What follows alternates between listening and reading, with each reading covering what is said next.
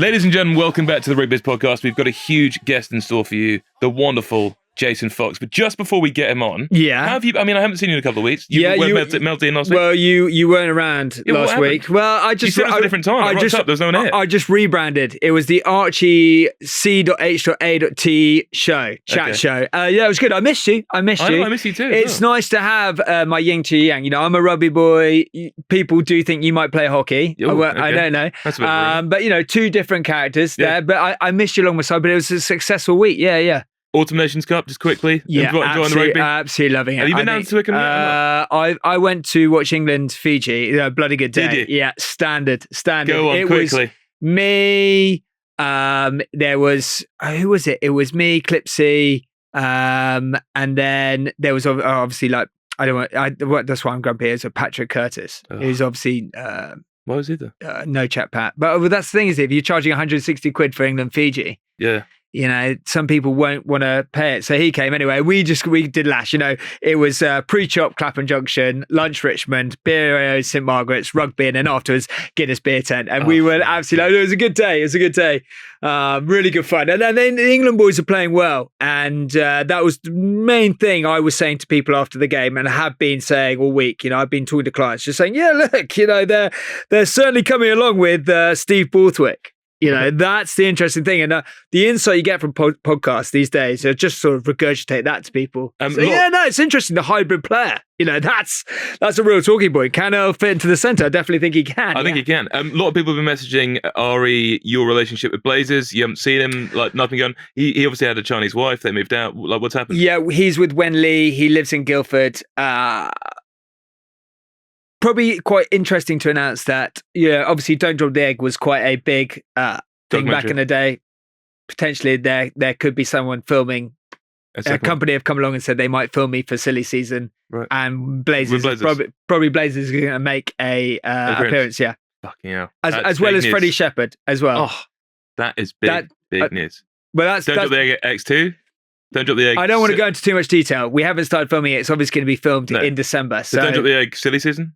Potentially. There you go. On such good news, let's go on even better news that Mr. Jason Fox is here. Let's get him in.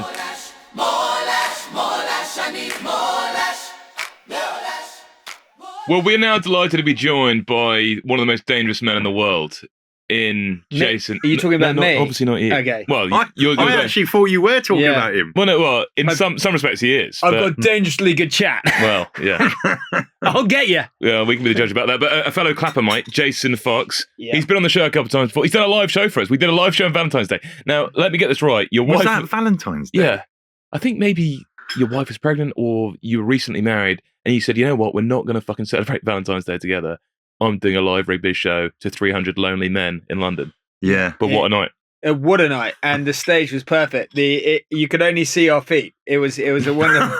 It was a great venue. It was a great venue. Yeah. I feel people came to listen to you two, and I was just like this. I was the gooseberry. I was. No. You're a big pool, and that's why people came. What I really enjoyed about that show is if there was an audience there, but on the left hand corner there was the Champions League football, and I think it was the Championship. They're watching like Derby. It's like Rotherham or something. That's the kind of that's what I like to do. I think if we do more live shows, let's make sure there's a corner where people can watch Championship football. Maybe National League. Yes, yeah. Since we last spoke in the studio or together on the show, you've become a father for the third time.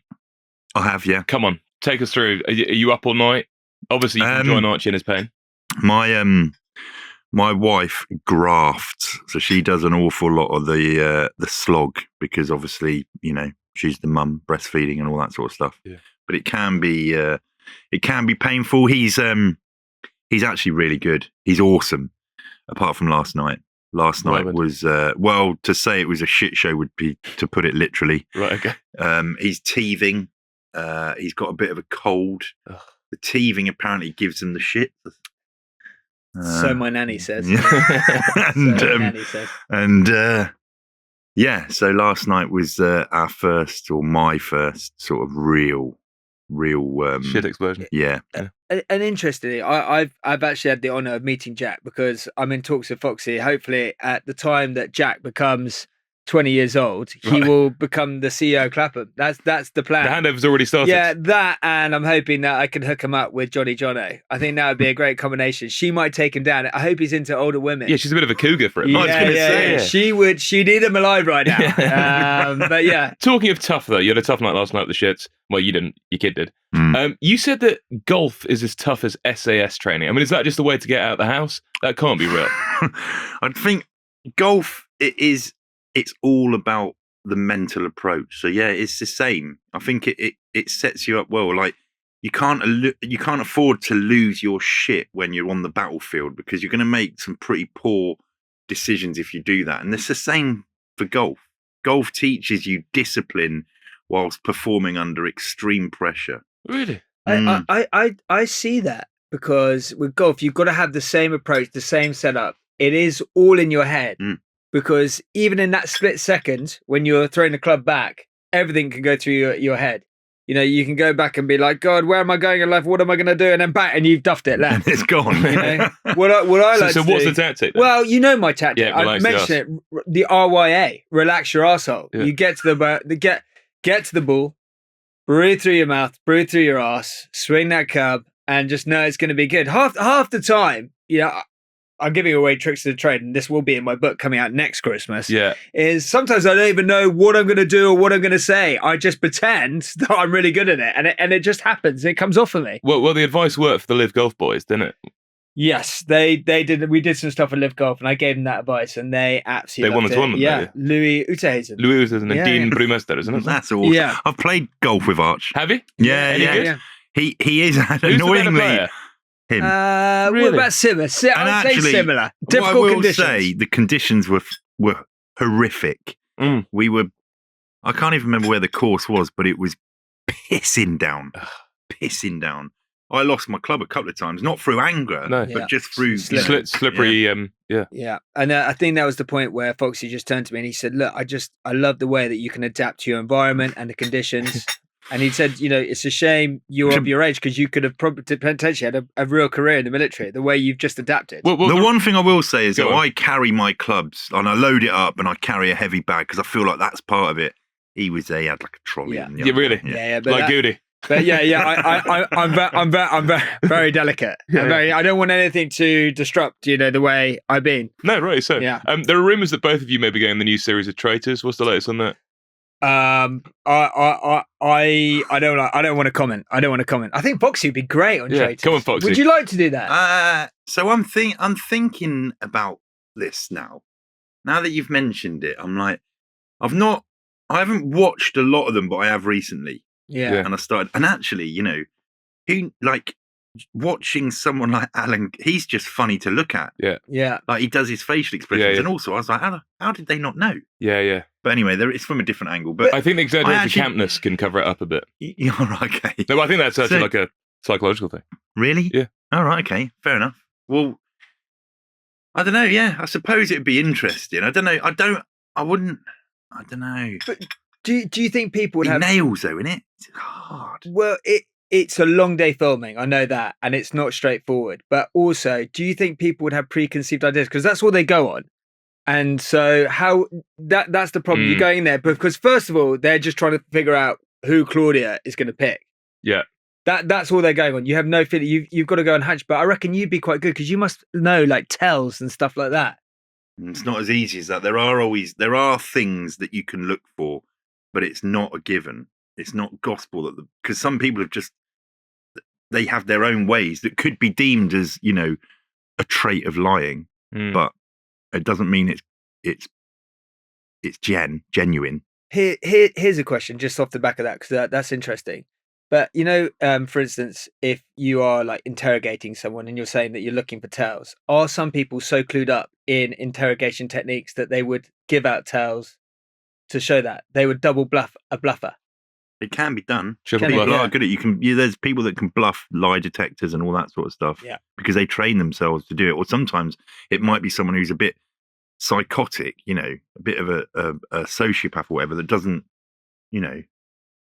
sort of like doesn't sweat under pressure. Well, Doesn't give actually, away those. Bit like you. No, well, my dad was an exceptional liar, Why don't and you? he really was in business and in life. Why don't you take us through the highlights of your year, and then we can see if Foxy can work out if you're bluffing or if you're telling the truth. Well, I mean, Lying.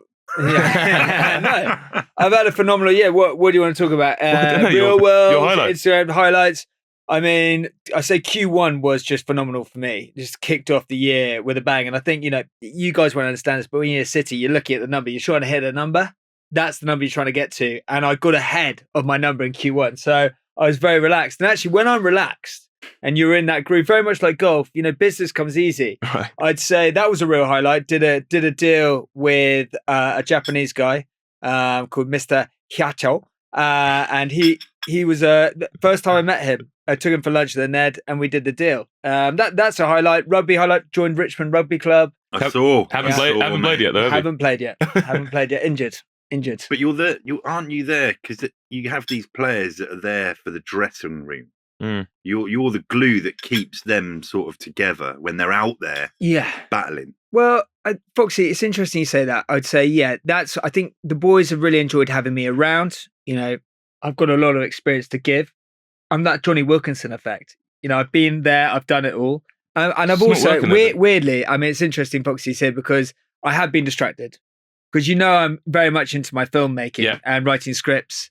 We actually had, who's the guy that was on the podcast, who's an actor who was on SAS, celebrity, Jeremy Byrne? No, Jeremy Irvine. Jeremy Irvine. He came on the pod and I pitched him a Christmas film and I've been working on a new script. And How was he? He's great. He was great. He was in our Christmas song. He was. Went in the top 10. Yeah. Really good guy. Like him a lot. His brother lives in Clapham. He's a big fan. Loves the Clapham stuff. But actually I've been working on a script, Foxy, which should be pretty interesting. It's sort of based on our relationship. Been beavering away because we have formed a close bond. We live in the same area, and what I'm thinking about is I'm pitching it to Paramount and Channel 5+1, and it's based on two guys. One guy who's from the city, who's really good looking, charming, in great shape, more svelte. And then there's this guy, rugged guy, ex-military guy. In this film, he's from the Navy SEALs. He's American. Okay. But he's a big guy. He's a big hit in the gay community. They like him. They call him the Bear. Yeah. And they form this unlikely friendship. And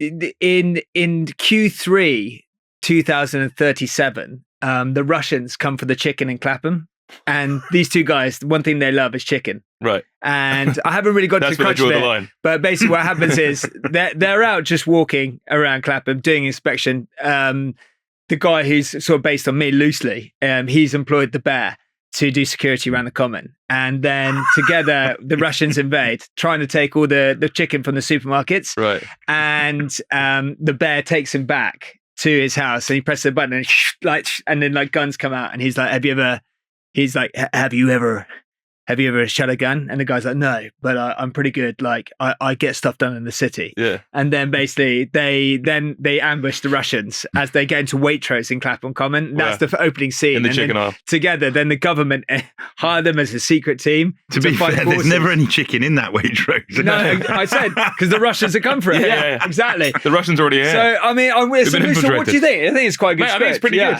Yeah. Needs a bit of work.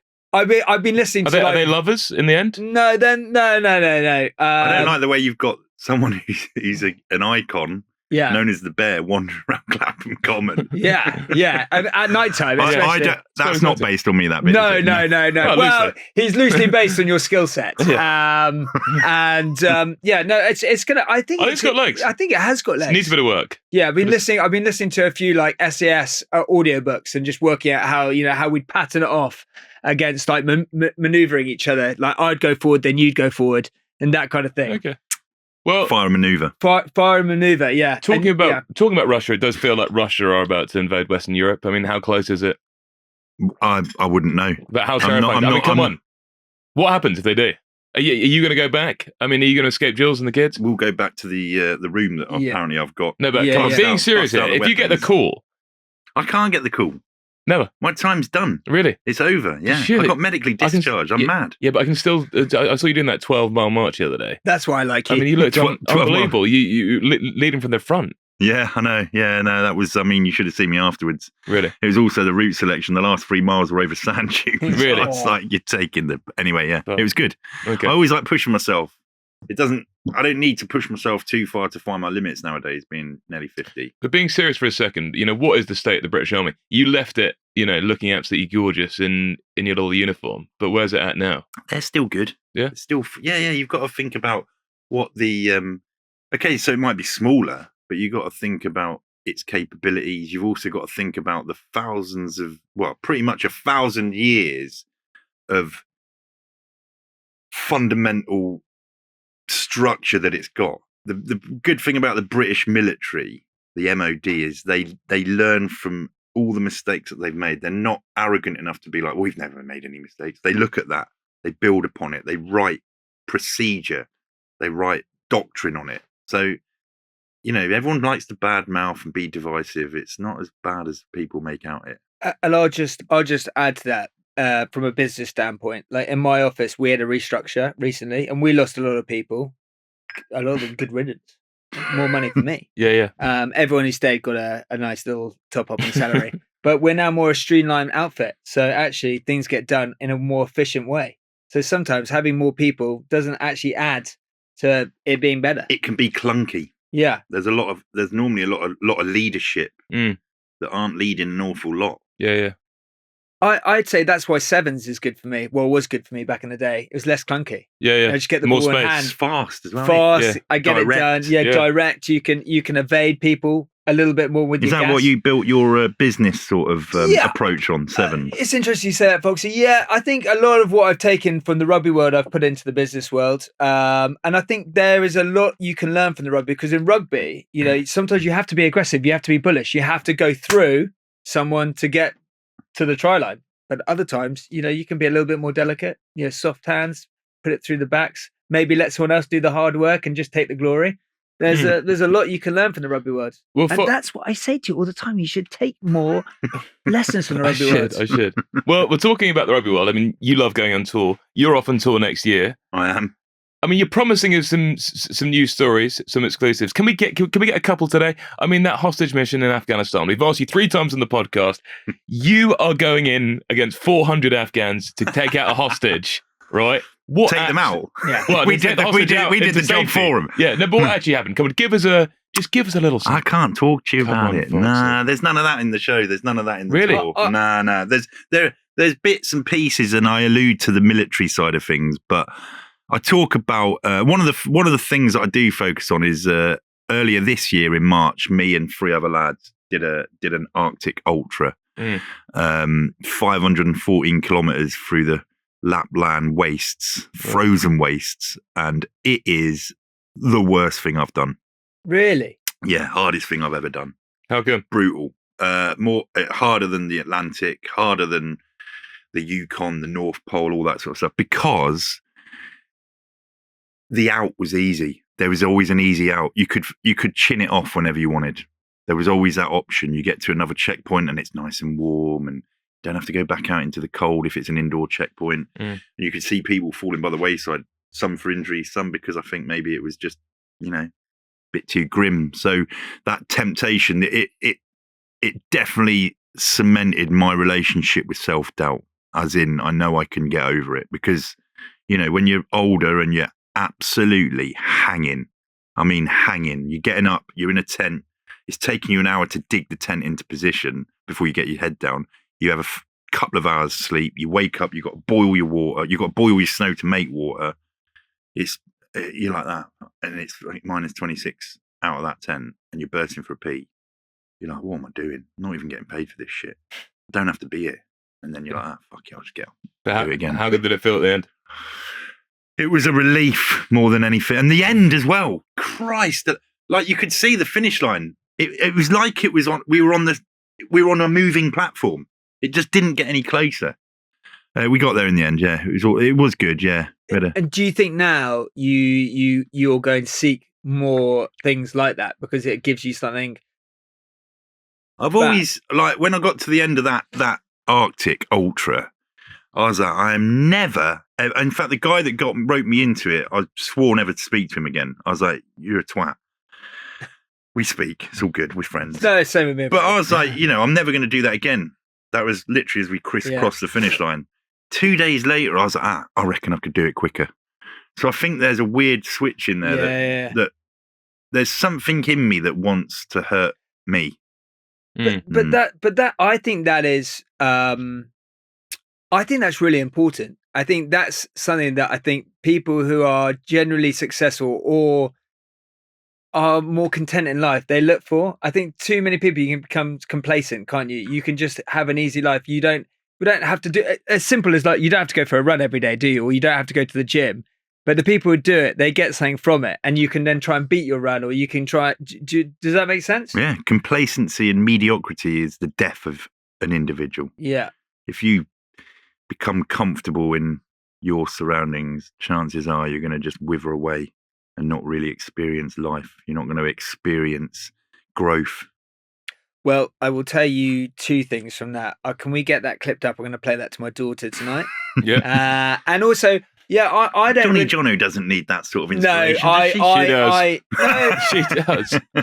She is not soft, mate. She is hard as nails. I mean, she barely sees me. I mean, coming into December, she won't see me for weeks. She'll be with the babysitter. But also, I don't really like to hang around people who are mediocre or complacent. Are you looking forward to the silly season? Oh, mate, I'm looking forward to those posts. I can't wait. Very soon. Yeah. Next week, basically. No, 2 weeks' time. And yeah, I am ready for it. I've been in training, and this silly season is going to be a good one. I want to rendezvous with you at this silly season. we can do it. We should get Snowy Danger again to come join us in the pub. I'm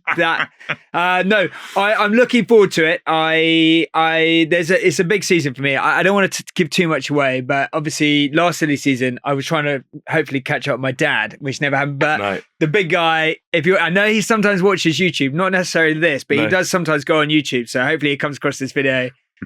Alistair, because I'm hoping that I will see him. So cool. But this year, I think this season will be easier because I've got this big deal. It's almost a guarantee. So that if that comes in week 1, week 2, then I've made it. Does that take the pressure off for Q1? Next year, yeah. Because silly season is all about next year. And that's the thing you're talking about, mediocrity, being complacent. You can be complacent in the corporate world. You can just think things are going to fall in your lap. But silly season is where it is, it's the attitude you've got to take into it. You have to be out there to win it. People can, the weak book annual leave and the strong book tables at Hawksmoor. That's what I'd say. Yeah, I agree there. I've been in that second category a few times. Well, talking about Hawksmoor, I mean, what we know a lot about the operations, obviously SBS, SAS do, but what's the actual evenings like? You don't have a mission. Do you get a couple of beers, a pack of fags, some steak? Like, what's the food like? Like, give us an insight into what's the evenings like? Where? Well, like when you have the day off, or like a night off. You're in Iraq, you're in Afghanistan. It never happens. Yeah, you never sit down and get the cards out, pass the joint. So,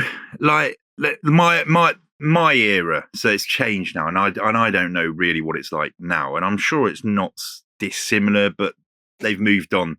When we would go away and we'd deploy, so we'd go on an operational tour, you live in with these guys for 6 months plus sometimes, and a lot of the time you are working, it's relentless. The hours are relentless. Your nighttime working, but every now and again you might not go out, and we all live it's like a prefab, like a hut accommodation. You've got rooms off the main corridor. It's like boarding school. Yeah, like boarding school. Yeah. You got a TV room, you got a kitchen. Yeah. And we'll play silly games, play cards, watch a bit. In the old days, not so much because the infrastructure weren't there, but you'd stream football, rugby, the Olympics, sit around watching an event. Are you allowed to drink and stuff or not? No, not really. We had ways. We found ways of getting booze, but we were always the old MPs were always after us, not the members of parliament, the military police, but they always found out that we had a stash. Really? We had a stash of lash. Well, so it's like boarding school. It's like boarding school. I had a stash of Tuck or FHM magazines. They were a thing back then. Kirsty Gallagher. I had Kirsty Gallagher right up on my wall, and then I got to meet her. Wow. That was on the cycle. Yeah. And it was in France when we were in a charity, and I remember just seeing Kirsty Gallagher for the first time and thinking, I can't believe this. I had your poster on my boarding school wall. Yeah. Many nights I've thought about Yeah, many nights. Yeah, I've rubbed on it. Yeah. Iraq, Afghanistan. You must get ill out there. I mean, do you get the shit? Like your SBS. What the fuck do you have to do? Like when you got the shits? So I remember there was once I got a serious case of something, and I was literally vomiting and shitting at the same time, calling out to one of the lads. I was in a mess, but like most of the guys are trained, you know, they're at the level of a paramedic. They know what they're doing. So the lad dragged me out, banged 2 lines into me, and before you knew it, I felt right as rain. Sounds like a night out with Goody. Yeah, exactly. Poor Andy Good. I'm about to do a program with him at GB News. It's gonna be really fun. It's like a new talk show. Really? Yeah, where we just interview like right wing figures in the world. Foxy, just in terms of like, I guess it's Movember, and we're talking about mental health and like, you know, being in the military, and when you were in the SAS, don't they put you in groups where you all complement characters? And how easy in those environments can you?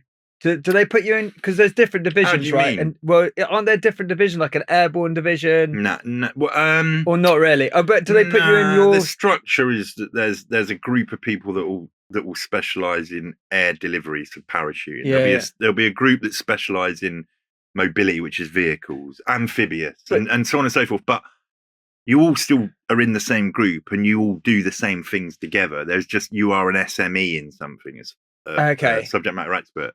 But when it comes to like what we're like, we're not all the same. That would be boring. Everyone is different. Did you have conflict with people? Does that happen? But yeah. Okay, and then in that environment, I guess because of Movember, I was talking to Mel Dean the other day about this. Like, is it easy to open up to each other, or was that back in the day? Was it difficult? No, weirdly, it was easy to open up. It wasn't easy to fix things because, like, it's funny. You'd find yourself opening up in the weirdest of places. Like, we'd be in the back of a helicopter. No, it's too noisy. We're flying somewhere. We'd then land, say, as an example, in the middle of the desert, and we'd have to wait. We'd be waiting for something to happen. Yeah. Blistering sunshine. You just sat there. You know, there'd be a rugby ball in the back of the helicopter. So you can just, you know, it's like playing frisbee and whatnot. That sounds great fun. I'd love to toss a bit about. Sometimes you just sat there and you're just chatting to your mate, and you're like, "Oh, mate, how's it going?" Start talking about home issues, dramas, how you feel, how it makes you feel. You know, all the usual stuff that goes on in everyone's lives, whether it's relationship issues, financial issues. You start talking about it, and you sort of are able to thrash it out. But then something happens, like, you're there for the job. You know, you're in the middle of a deep conversation. Then someone's like, right, we're off. We're going to go and get these bad guys. And you're like, oh, okay, I've got to start switching on again. And you never really finish it off, and you don't. And I think that's where it was with me. I never really finished off my conversations. Yeah. You know, to use as an analogy, and that's why it sort of caught up with me. Because I was thinking about this obviously then and recently. You know, like it's extraordinary how many men sort of end their life under the age of 40. Like, it's so sad. And I was thinking, like, coming here, that you would have probably been in the ultimate masculine environment, as people would have deemed it. And it's quite interesting that, like, it is, but you're still just guys. It is, you know, you'd think of it. You think that it's ultimately the most masculine place. Yeah, it is. You know, and it is and it isn't. You're going out and you're doing. It's like graft. I can't even explain how hard and how relentless that job is. Yeah, and the pressures, like jumping out the back of an aircraft at night, and you know that the guys that you're with, you've got to all land within a 50-meter square.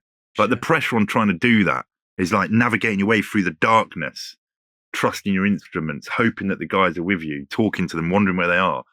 There's a lot of pressure that's on you. If you're the guy that's leading that stick, that stack, that's before you even get into a fight. You're doing all this sort of stuff. So there is, but that said, they're still really sensitive people. They do the job because most blokes do that job because they want to help people. Yeah. They're doing it because they sacrifice a lot. They genuinely do. They love the blokes. They don't you don't necessarily get on with each other, but you do love them. Yeah. It is weird, mate. It's weird. It's like there's a lot of trust. And you do talk about things. You do, you know, blokes get upset about fucking shit because that's what happens. Mm. Well, it sounds a lot like my university initiation. When you're talking about being in a dark tunnel with people behind you and having to trust them to get through it. Yeah. Yeah, Bristol UE. Bristol. Does anything take Bristol you back? University. Obviously, we're talking about PTSD there. Like, you obviously were discharged, as you said earlier, but I was speaking to someone the other day about smells or sights or sounds. Is there anything where you sort of least expect it nowadays? You're sort of walking through I don't know, Dishoom, and suddenly you hear something or smell something. I don't know.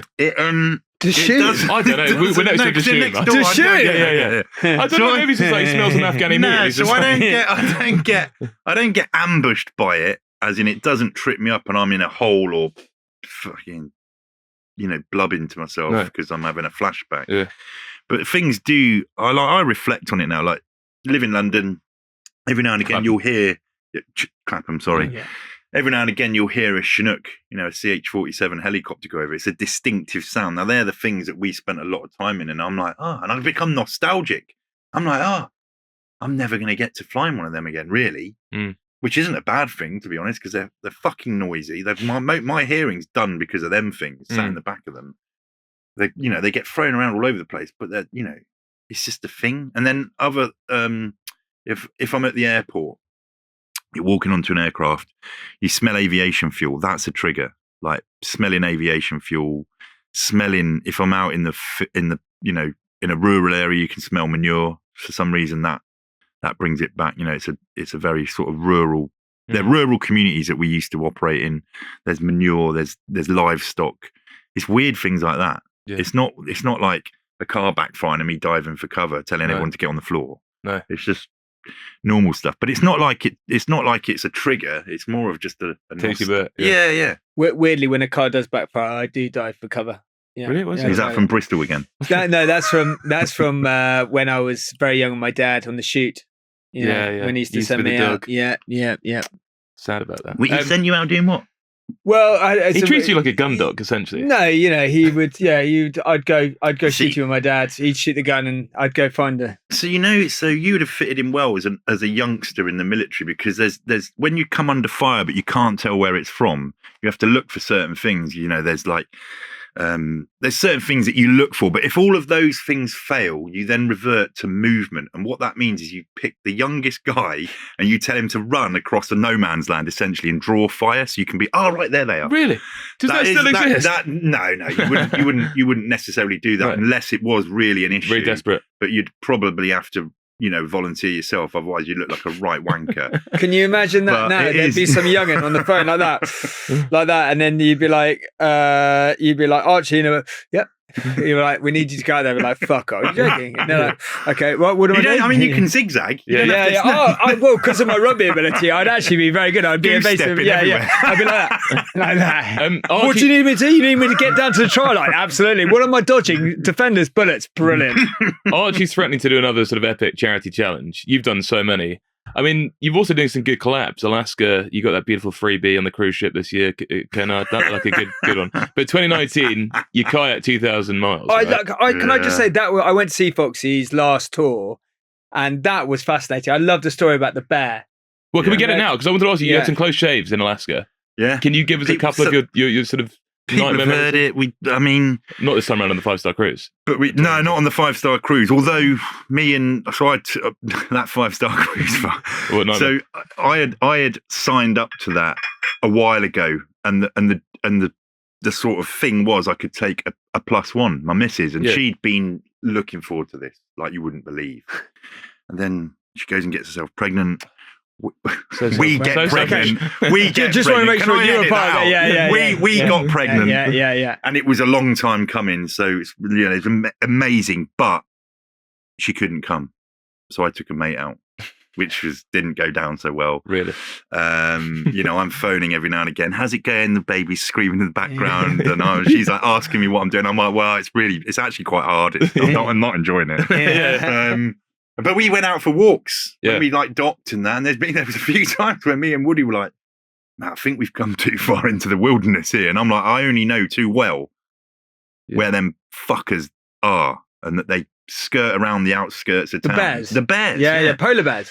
No, grizzlies, Oh, mate. grizzly, yeah. Black and brown, but the browns are the ones you want to worry about. Okay. The grizzlies, yeah. So me and Sean, when we did the Yukon in 2019, towards the end of the trip, we stopped for lunch on a sandbar. It was it was almost like an island.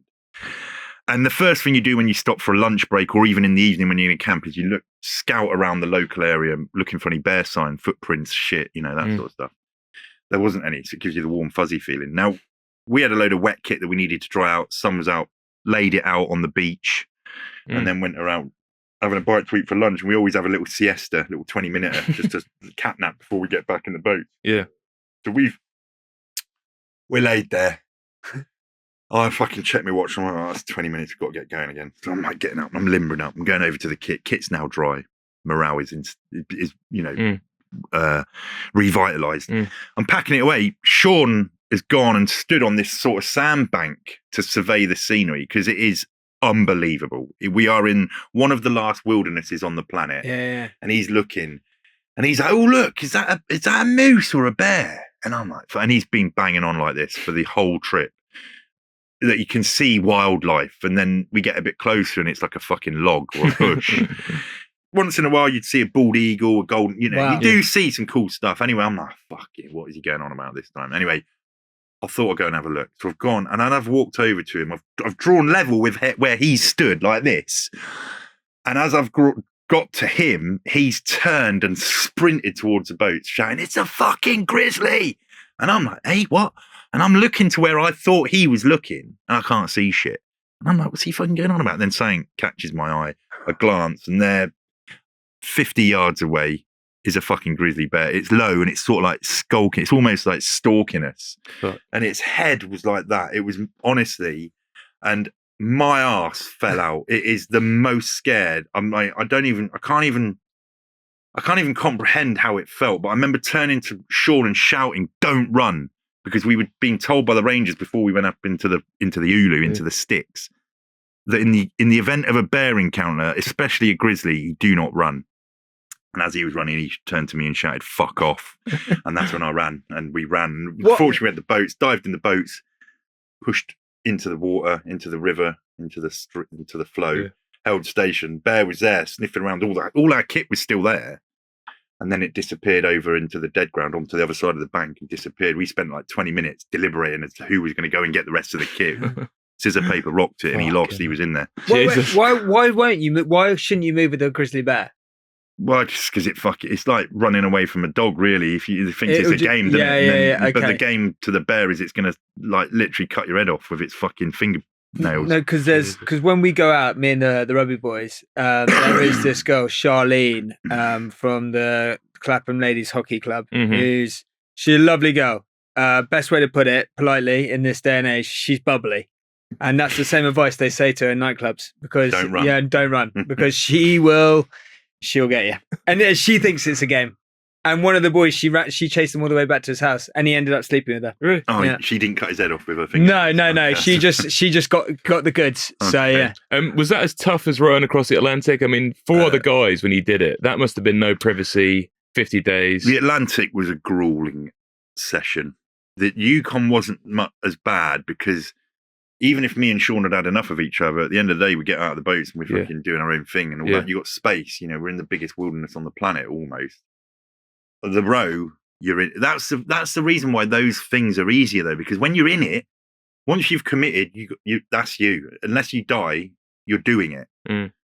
Unlike the Arctic one, you're in, but you still got that little, you could be in a hotel tonight. If you sack it off, you could be in a hotel drinking a beer. Yeah. Whereas that one, but that was, we're on an 8.5 meter long boat with 4 other guys. So there's 5 of us. It was to use so what was military 4 on, 1 sleeping or what? No, it's 2 hours on, 2 hours off for 50 days. I can't, no, But because there was 5 of us. Do you get wanking or not? One day you can have off in 5. One day in 5 you'll be off, but you're not off. You're cooking everyone's food. You're doing all the admin. I managed to get one in. Yeah. No, It was like Vesuvius. I didn't know what to do. He was sinking the boat. I was like, it was during the day, and I was like, Aldo was on his watch. And I was like, I was getting a bit frisky. I was like, I'll have a go. Hopefully he doesn't. The best thing I've learned from that is just mop it up and just put it back. You're in a dirty environment anyway. Yeah. That is one thing I just could. I really want to do more challenges because I really like. You missed the bike ride this year, but that was. Do you know what tough. I reckon we should do? What? Is we need to, we're doing a few things, aren't we, together? Some charity sort of yes we are. lots. Yes we are. Yeah, we're taking people out. What I really want to do, putting it out there, is taking some people and canoeing the middle section of that Yukon. So from Whitehorse to Dawson, it's 470 miles. It's about 10 days of paddling. It's unbelievable. It was, so we had two mates that come and join us for that stretch. Two good lads. It was probably the best lads holiday I've ever had. Really? Disconnected every night, camping, whiskey out, singing, fire going, marshmallows. It'll remind you of your initiations. Probably that was Scouts. Sorry, with Mr. Daminer. Sticky marshmallows. Mr. Daminer, the Scout leader. Yeah. But that I mean, he's dead if now. we can no, jack that up. I'd be really keen. Is it physically hard though? Because what I did enjoy about the cycle this year, when I did it, it was grueling. I was absolutely. I got to the end of the day. I was like, I'm the thing is, I like that feeling. It's graft to the point where you're roughing it. Okay, you've got to put a bit of effort in, but it's not like the cycle. It's not like you're fucked. Yeah. But after day 5 of being on the river and just getting out and camping, and it is, it can be a graft. No, I'm keen for that. It's more enjoyable. No, I really want to do that. I just think it's a good. I like the idea. I'm going to say everyone does, but I like the idea of doing something. When you've got a platform, over 100,000 followers. I don't know if folks have got a million, but then you think you're putting something. You're doing something for someone else. Like M&D. I just think you're getting something from, but someone else is getting something from your enjoyment, rather than doing something just for the experience of it. But we would you imagine you're there, and essentially your job on the trip is also to host the evenings, is to have a crack. That's where I come in. Exactly. Yeah. That's what I mean. For the physical, just bring me in. Bring me in. I'll be mute all day, and then I just come bait in. you in. Yeah, I could do business lectures. No, I would love to do that. Are you not doing pole to pole next year or not? What's pole? Isn't that North Pole to South Pole? Are you doing something like that? No. No? Okay. No, none of that. No. Just going back on the PTSD thing quickly, I saw that they're now trialing ecstasy as a way to get rid of it. Is that right? I've been trialing that for years. Yeah. Is that right? Joking. Is that right? I read that. Yeah, they've been trialing an awful lot. The Americans are leading in it. So MDMA, ketamine. I think they are using ketamine. Yeah. They're also psilocybin, some mushrooms essentially, but it's like a night out in Brixton, that one you did. But they don't. But it's the microdosing that they do. So what they do is, and it's in a controlled environment. Right. There's a therapist or a coach, and they microdose. So what it does is it opens up neurological pathways, and it basically makes you easier to talk to, and you're easier to talk at, and you deliver more, and you're more embracive of things that you probably wouldn't take on board. Right. And that's what they're doing. I don't know whether they're doing weed. You start playing bass guitar. Weird, singing Bob Marley. I don't know weed. Yeah.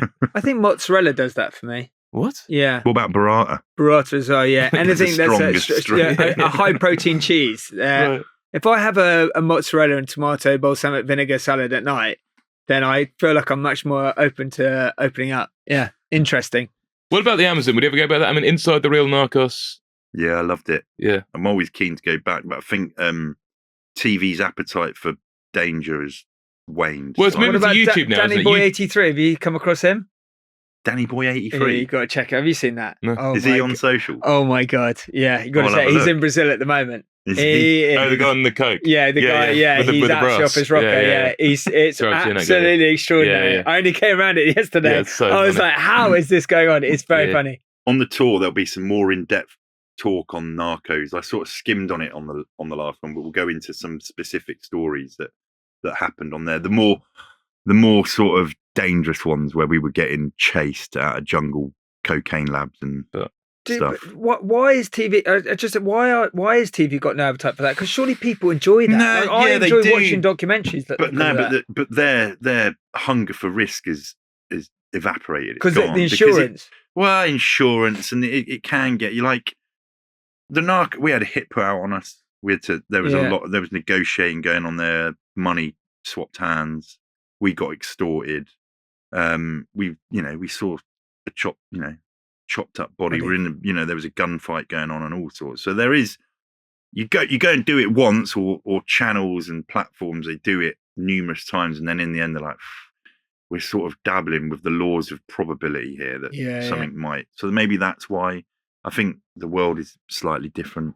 It's time for you to get a proper YouTube thing going, isn't it? I know obviously your history channel's going incredibly well on YouTube, but like YouTube is king nowadays. Then you Mate, could then you. But you Did you ever watch Outdoor talk Boys? about that offline in a minute. Yeah. Oh, It's a headache, mate. I just want to go and do it. Yeah. I'll go and buy a load of cameras, red cameras, whatever you want to call them. I'll learn how to use them and I'll go and do it. Did you ever watch Outdoor Boys? The guy who goes to like Alaska and fucking camps for 3 days by himself. Became the biggest YouTuber in the world. Yeah, I love all that Amazing. shit. Yeah. I'd love to. Yeah, I've got some ideas, but You're looking very turned. Have you been away? Just the Ultra 4 charity. We've not spoken about that. Yeah. Well, go on. Tunisia. Me and two other guys, we set up an ultra marathon event initiative, we like to call it, because we are raising money for charities. We go out there and ask charities if they want to be a part of this thing. Each event we will represent a genre of charity. So the first one were veterans charities because that's our heritage. Yeah. We're going to do one next year for children's charities. We're doing 2 next year.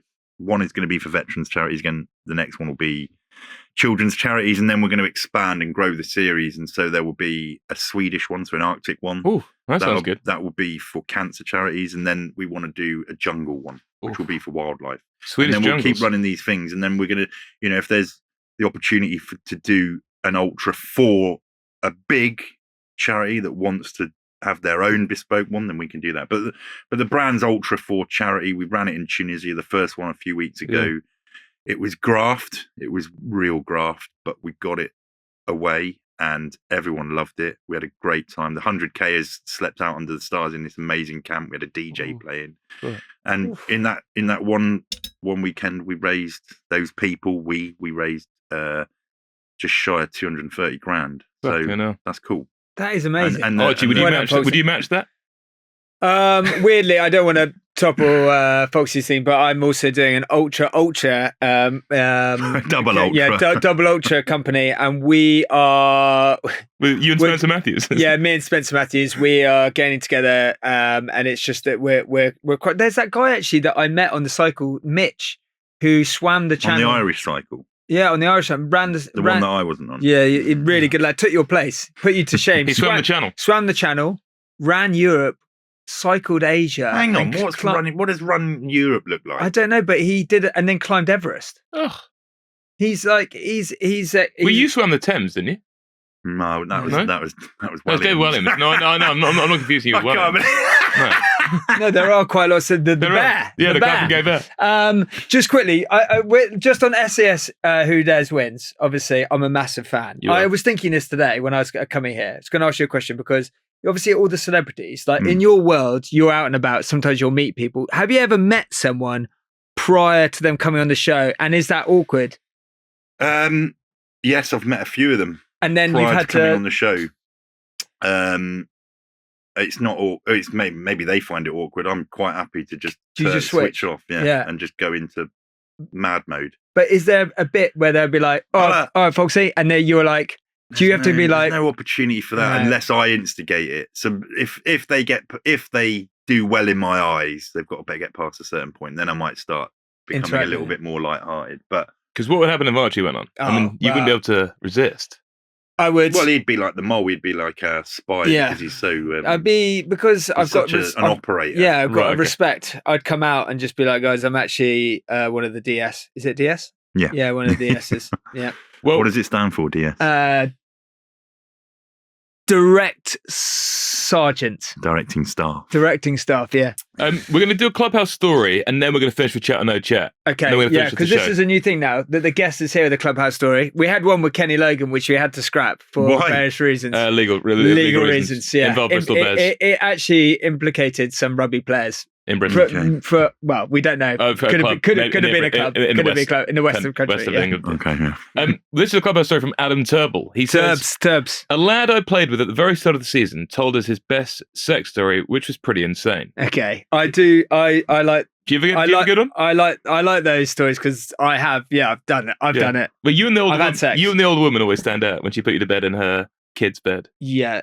Well, that older lady I dated in Clapham, she had a place right next to the Sun pub. She was in her late 50s, early 60s, and we had this wild romance. But Go on. Remind us what happened that night. No, we used to go drinking. She was in great. She used to go to number 32. You all know there's a lot of older divorcees there. Sometimes I like to go down there on a Tuesday night when I'm feeling lonely because I lived by myself at that point and met this wonderful woman.